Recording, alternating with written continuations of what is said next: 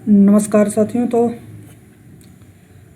जैसा कि पिछली क्लास में मैंने आपको कुछ कैरेक्टर फंक्शन कमांड को बताया था, तो उसी कड़ी में आगे बढ़ते हुए आज हम कुछ और कैरेक्टर कमांड का जानेंगे, कैरेक्टर फंक्शन कमांड को।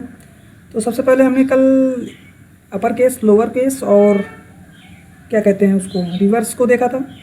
तो आज हम यल केस और अपर केस और लोअर केस को थोड़ा अलग वे में देखेंगे और दो तीन कमांड हैं उनको भी देखेंगे, ठीक है। तो सबसे पहले हम क्या करेंगे, सबसे पहले जैम्प कंट्रोल पैनल को ओपन करेंगे। तो ये हमारा जैम्प कंट्रोल पैनल, इसको हमने इंटर प्रेस किया, ये ऑन हो रहा है, ठीक है। जब ये ऑन हो जाता है तो इसके अंदर जो जैम्प कंट्रोल पैनल है, तो ये देखिए अब इसके अंदर हमें माई अपाची सर्वर और माई एसक्यूएल सर्वर, इन दोनों को स्टार्ट करना होता है, ठीक है। अब जब ये ग्रीन हो जाते हैं उसके बाद हम अपनी प्रोसेस आगे कर सकते हैं। ये देखिए अभी येलो है तो अभी ग्रीन हो जाएगा, उसके बाद देन हम अपनी प्रोसेस आगे के लिए फॉरवर्ड कर देंगे। तो अभी ये हो रहा है, जैसे ही ग्रीन होता है देखिए ये ग्रीन हो गया। अब इसके बाद हम सेल ऑप्शन पे क्लिक करेंगे तो इसका CLI इंटरफेस ओपन हो जाएगा, ठीक है। तो हम सेल ऑप्शन पे क्लिक करते हैं, क्लिक करते ही CLI इंटरफेस हमारा ओपन हो गया। अब क्या करना है, अब हमको इसको थोड़ा बड़ा कर लेते हैं हम। अब क्या, अब हमें MariaDB डाटाबेस में जाना है, तो उसके लिए एक कमांड होती है, MySQL uroot, ठीक है।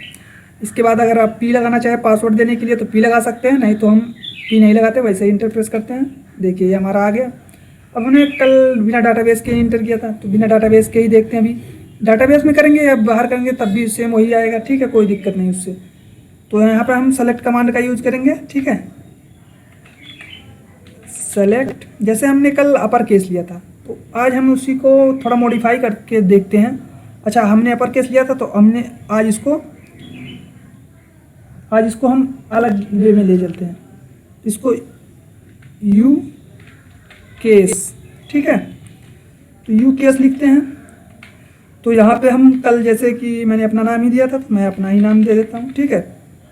इसके बाद सेमीकोलन लगा देता हूँ, इंटर प्रेस करता हूँ। ये देखिए यू केस करते ही ये जो हमारा जो था यू केस, मतलब इसको अपर लिखिए, अपर कर सकते हैं, या यू केस करके एज अंकित जो स्ट्रिंग मैंने पास किया था इसको भी हम कैरेक्टर को कैपिटल में कर सकते हैं, यू अपर केस में, ठीक है। तो अब इसको लोअर केस में भी देख लेते हैं इसी प्रकार। तो सेम ऐसे रहेगा लोअर केस में।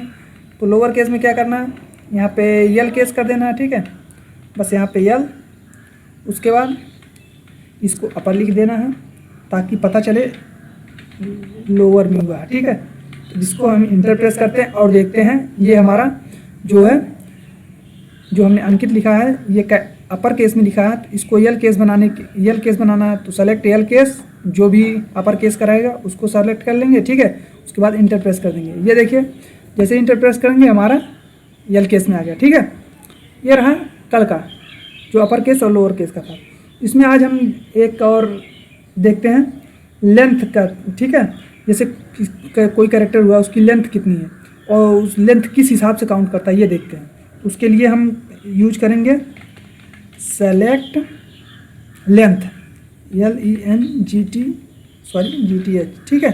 Select length. उसके बाद जो भी हम कैरेक्टर पास करेंगे इसके अंदर, जितने भी कैरेक्टर पास हो जाएं, जैसे हम कैपिटल स्मॉल कोई भी दे दीजिए आप, उससे नहीं मैटर करेगा, उसकी लेंथ काउंट करके बताएगा बस, ठीक है। तो जैसे मैं लिख देता हूँ अंकित MAURYA, ठीक है, अंकित मौर्य, कोई दिक्कत नहीं।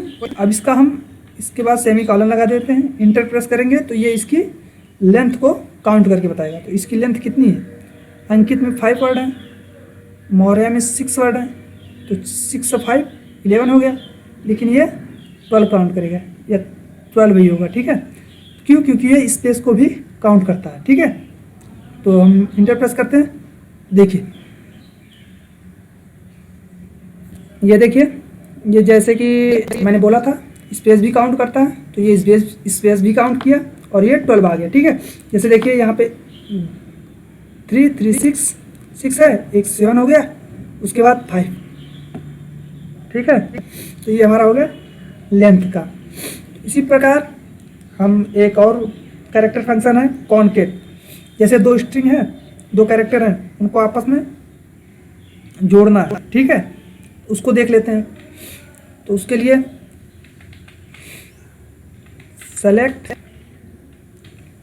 कॉनकेट CAT, ठीक है। अब इसमें क्या करते हैं, दो कैरेक्टर हम पास करेंगे, ठीक है। जैसे हमने लिख लिया, चलिए AM अमन, ठीक है। अभी एक कैरेक्टर ये होगा, अब कुछ स्पेस दे देते हैं हम, ठीक है। या फिर यहाँ पे कॉलन लगा दिया, स्पेस दे दिया, फिर यहाँ पे कुछ भी लिख देते हैं, जैसे कुमार लिख दिया, ठीक है। अब इन दोनों को मर्ज करेगा, जोड़ेगा, ठीक है। तो ये किस प्रकार जोड़ता है इसको भी देख लेते हैं। हमने स्पेस 2 बार दिया है, ठीक है। यहाँ पे अगर हम स्पेस ना देते हैं तो ये देखिए यहाँ पे एक स्पेस दिया है, एक यहाँ पे, इसको कम कर देते हैं। अभी तो फिलहाल के लिए इतना रखते हैं, बाद में भी स्पेस दे के भी देखेंगे कैसा होता है, ठीक है। अब एक कॉनकेट का है, तो इसको हम एज ए अगर इंटर प्रेस करते हैं तब देखते हैं। इंटर प्रेस किया, देखिए ये अमन कुमार एक में मर्ज हो के आ गया, ठीक है।